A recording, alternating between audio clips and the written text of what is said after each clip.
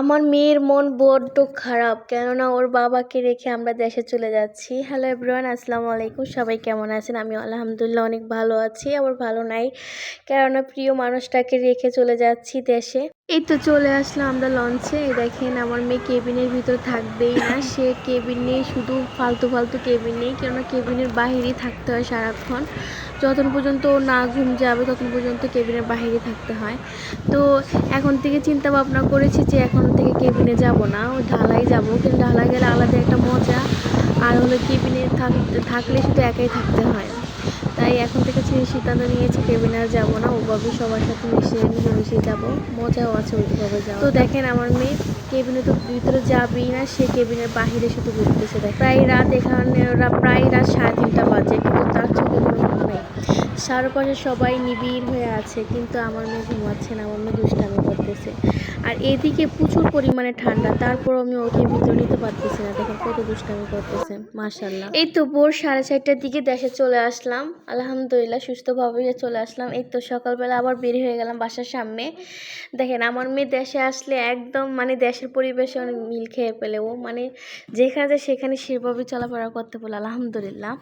এই তো দেখেন পোলাপনের সাথে যাবে না দেখে ও যাচ্ছে না, ওর সাথে লাফালা শুরু করতেছে। এই গ্রামে আসলে সত্যি মনটা ভরে যায়, আর নিজ দেশে আসলে তো প্রাণটা জুড়ে যায়, আলহামদুলিল্লাহ। গ্রামের প্রকৃতির দৃশ্য দেখি অনেক অনেক ভালো লাগে, আর আমার গ্রামে খুব ভালো লাগে। দেখেন আমাদের বাসার সামনে অনেক ধান হয়েছে। এই তো আমার ভাই আমার মেয়েকে নিয়ে যাচ্ছে। আমাদের রাস্তাটা একদম মানে অস্থির, মানে এক কথা হলো অস্থির। আর আমাদের মানে এলাকাটা অনেক ভালো লাগে, যে কারোরই ভালো লাগবে আমাদের এলাকাটা, মাশাআল্লাহ অনেক সুন্দর একদম। পুরো যেদিকে তাকায় সেদিকে শুধু সবুজ আকৃতি ঘেরা।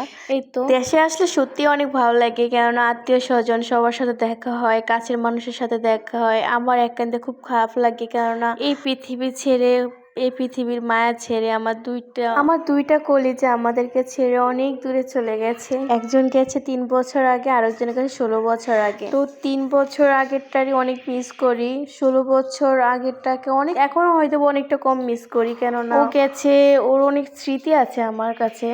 এই তো দেখেন চলে আছি আমার দুইটা জান পাখির কাছে। আল্লাহ যেন ওদেরকে ভালো রাখে, সুস্থ রাখে, এই প্রার্থনাই করি আল্লাহর কাছে। আমার এই দুইটা জান পাখিকে আল্লাহ যেন ভালো রাখে, সুস্থ রাখে। আমি যে সময় দেশে আসি ঢাকা থেকে, ওই সময় আমি অবশ্যই আসি, ওদের সাথে দেখা করে যাই। হয়তো বা ওরা আমাকে দেখতে পাচ্ছে কিনা আমি জানি না, ওদেরকেও আমি দেখতে পাচ্ছি না। তারপরও আমার মনে হয় যে এখানে না আসলে আমার জীবন সার্থক হবে না, আর আমি ওরকম ভালো থাকতে পারি না। এখানে আসলে একটু হলেও আমার ভালো লাগে, হয়তো বা সামগ্রিক কিছুক্ষণের জন্য অনেক খারাপ লাগে, তারপরও মনে করি যে না, অবশ্যই তো আমার সাথে দেখা হয়েছে। আলহামদুলিল্লাহ, আল্লাহ যেন ওদেরকে বেরেস্তে নসিব করে, আল্লাহ অনেকদেরকে ভালো রাখে, সুস্থ রাখে। এটা চাওয়া ছাড়া আমাদের কাছে আর কিছুই নাই।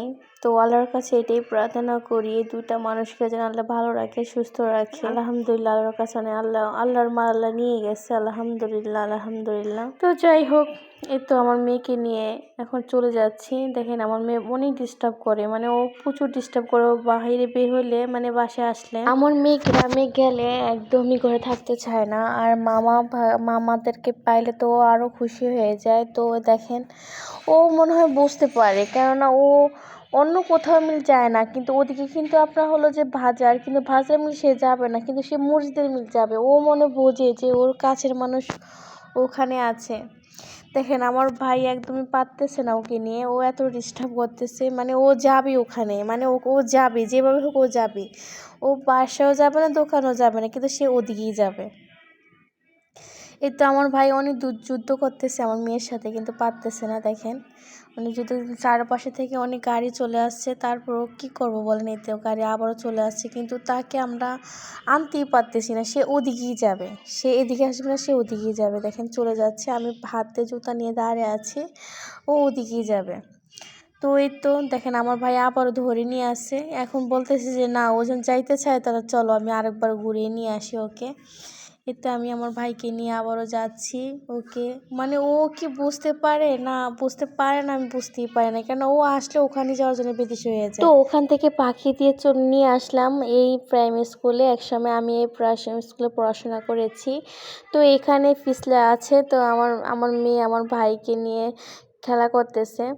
আমার ভাইও মানে ভাগ্নি পেলে এত খুশি, মানে ভাগ্নিকে কোথায় নেবে, কোথায় ইয়া করবে, এই ধান্দায় থাকে। আর ভাগ্নি কীভাবে ভালো থাকবে, কি করলে হাসবে, কি করলে কান্না করবে, মানে সব এখন বুঝে হয়।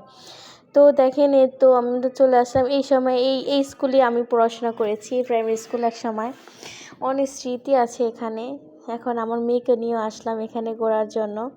এই তো দেখেন আমার ভাই বারবার ওকে উঠে দিতেছে, আর আমার মেয়ে পিছলা খেতে অনেক পছন্দ করে। এই তো চলাচ্ছে, দেখেন আমার ভাইও উঠে গেছে পিছলা খাওয়ার জন্য। এই তো পিছলা গেছে। তো অনেকদিন পর কচুরি পানার ফুল দেখলাম, তো আমার ভাইকে বললাম যে 2টা ফুল এনে দাও। তো 2টা ফুল এনে দিয়েছে, মাশাআল্লাহ অনেক সুন্দর।